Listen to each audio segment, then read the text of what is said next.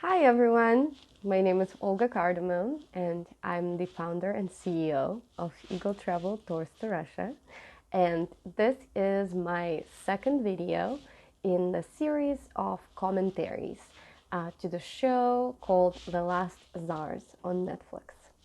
In my previous video, I told you about Nicholas and Alexandra and their love story, and I told you a little bit about the generations of czars that ruled Russia before Nicholas II and how their views on the world and the politics influenced Nicholas as a czar.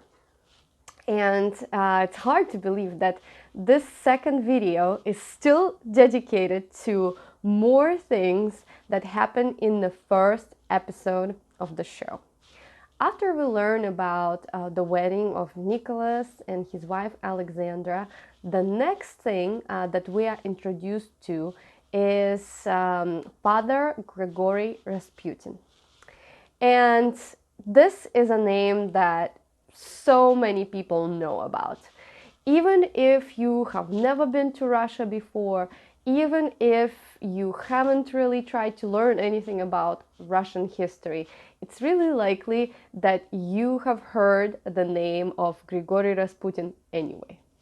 And I think that's because he is such a scandalous person. There are so many myths and legends about him, and nobody truly knows who he really was. Even historians argue about him as a person to this very day. Some people believe that he was just the kind of man who enjoyed his alcohol and his women and was immoral. Others believe him to be a saint. And I think that he had a little bit of both, really. And the story of Father Gregorius Rasputin is so fascinating. Gregorius Rasputin was born in a peasant family in Siberia. And when he was 14, he got sick all of a sudden. And while he was sick, he had a vision. Virgin Mary herself came to him and supposedly helped him get better. And after that, he became a really religious person. And even though he himself was illiterate, he started learning verses from the Bible by heart. And he started going to different monasteries, making pilgrimages there. Even though eventually he had a family, he had a wife and kids.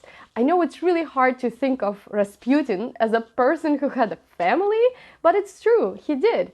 And if you want to learn a little bit more about it, I recommend the book called Rasputin's Daughter by Robert Alexander. It's not 100% historically accurate, however, it's a really entertaining read, so check it out if you are interested. Anyway, Father Gregorius Rasputin was making pilgrimages in different monasteries.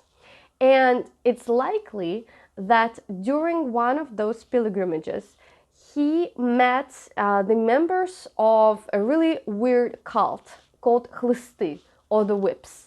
And in the show, we see one of the gatherings of this cult. The idea behind it was that the human body had certain needs, and in order to become closer to God, people should pay more attention to their body to release certain tensions to make ourselves closer to God. So what would often happen at those gatherings is that people would slowly start zoning out, and then they would hit themselves and each other with sticks and whips. And on the same note, they also had a belief that a human has to sin in order to repent later. And so those meetings often would end with orgies. The thing, though, is that even though this cult really did exist, we do not know for sure whether Rasputin was a member of the Whips. However, his behavior later in St. Petersburg does give us some hints that maybe he did belong to this cult. He really liked his alcohol and his women. But we will cover the events of Rasputin's life in St. Petersburg in our future videos. Another thing that is introduced to us in this episode is the coronation of Nicholas II and the events that happened around the coronation. And we learn about the Khodynka field tragedy, which really was true. So basically what happened is that there was a celebration in honor of the coronation in this place called Khodynka field. And people, mostly peasant families, came to this field in order to get this free gift and celebrate the new Tsar. Over 1,000 people died during this tragedy by being trampled in the crowd, and over 900 people were injured. The thing was that this field, Khodynka field, even though it was pretty big, it was about 1 square kilometer big, it wasn't really even, and it had a lot of potholes. And basically, while the crowd was growing bigger and bigger, people were falling into these potholes and they got trampled over. Historians believe that approximately 500,000 people came to the Khodynka field the night before the celebrations were supposed to start. And there were rumors in the crowd that there wouldn't be enough gifts for everyone. So they started pushing into the field. The police got worried, but they didn't know what to do. So they started just throwing the gifts into the crowd. And that's what really created the tragedy. But the worst part about the tragedy was that the things that happened after, because the celebrations, they kept happening. And the most notorious one was the ball that happened at the residence of the French ambassador. Nicholas II allegedly did not want to go to this ball, but his advisors talked him into it.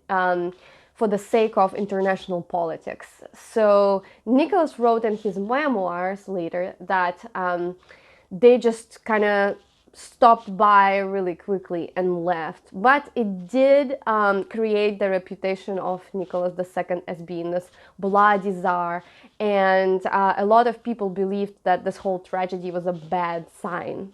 And another bad sign that we are introduced to in this episode is the ceremony of Nicholas's coronation. You might remember that as he was walking to the altar, he dropped his chain, and that looked really dramatic. In fact, when I was watching the show, to me that seemed a little too dramatic to be true. And I did my research, and it turned out that it actually did happen. Nicholas did drop his chain as he was walking to the altar. The thing though is, he had this really heavy cloak, and this chain was holding the cloak. And as the chain fell, the person who was helping Nicholas hold the cloak picked it up really quickly and gave it to another person. So most people who were there didn't even notice it. However, a lot of people who were present at the ceremony of the coronation say that a lot of really weird things happened that day. The things that were also perceived as maybe bad signs. For example, the priest who came to Moscow to conduct the ceremony of the coronation, on top of being nervous, he also wasn't too familiar with the church. And during the ceremony, he almost went into the wrong door, but one of the dukes turned him around, and so that was corrected. Another thing that happened is that future Empress Alexandra had a weird rash, and the Dowager Empress, the mother of Nicholas, couldn't stop crying that whole day.